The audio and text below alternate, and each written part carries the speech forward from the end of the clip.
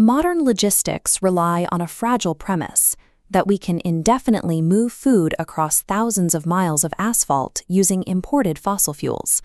This dependency creates a massive vulnerability. When global supply chains are disrupted, the result is immediate, manufactured scarcity on local grocery store shelves. But the lower Colorado River Basin of southeast Texas offers a different geographic path. Within the triangle formed by Houston, Austin, and San Antonio, the rich alluvial soil and high rainfall provide the raw materials for a localized alternative. The strategy involves replacing massive, centralized megafarms with a specific geometric pattern, a replicating hexagonal grid where each site is positioned exactly 14 miles apart. Resilience is achieved by redesigning the physical layout of the region. By placing production within a dense, localized web, the community removes its reliance on long-haul shipping entirely. The system starts with a small, manageable footprint. At year 0, 11 starter nodes are launched simultaneously, each occupying a compact 11-acre plot. This diagram shows the internal engine of a single node. The crops grown in the alluvial soil generate organic waste, which is processed into liquid biofertilizer to feed the next planting. Simultaneously, the farm refines its own B100 biodiesel to power its operations. Within 24 months, this cycle produces a surplus.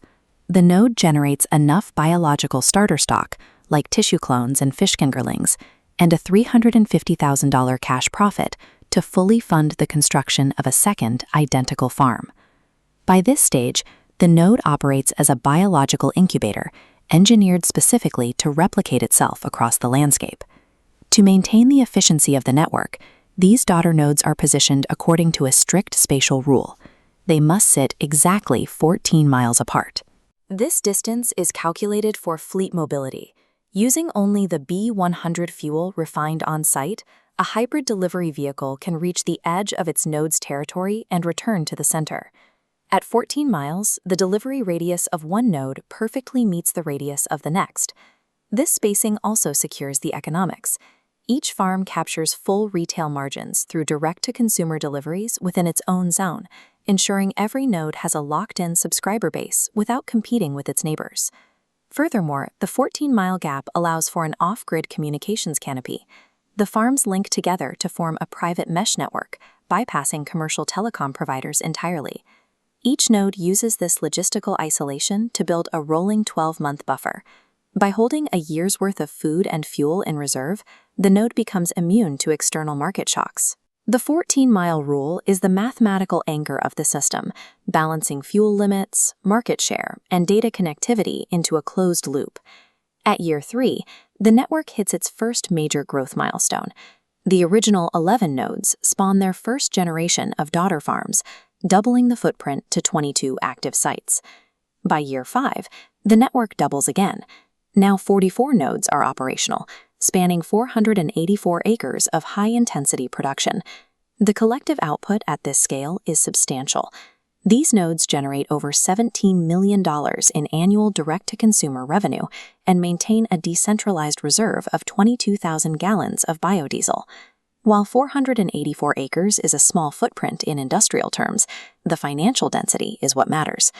By bypassing wholesale distributors and refining their own fuel, these networked microfarms produce more profit and higher security per acre than a traditional agricultural monopoly.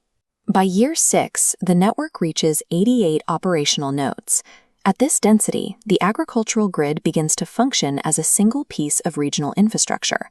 Automated B100 fuel depots appear at county road intersections, allowing the public to tap directly into the network's decentralized energy reserves.